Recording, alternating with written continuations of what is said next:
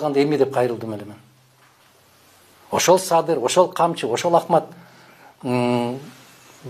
түрмөгө түшүп калып калганда мындай Мадумаровда бир нерсе болуп калды да, ушул ар бир жабыр тарткан кишини ушундай болуп баягы балапанды коргогондой кылып коргоп чыгасың да. Алар ордунан туруп калгандан кийин эле биринчи шапалакты мен жаагыма чыгат да. Бардык эле бийлик ушундай. Мына алардын өздөрү абакта жатып калганда эмне деп кайрылдым эле мен. Ошол Садыр, ошол Камчы, ошол Ахмат түрмөгө түшүп калып калганда өкмөтүнө чейин, президентине чейин кирип, эмне деген сөздөрдү айттым эле, эмне деген арачы болдум эле. Бул мыкаачылык, бул караңгылык, бул түркөйлүк, кандай деп айтсам дагы. Кандай болушу мүмкүн, эмне болушу мүмкүн?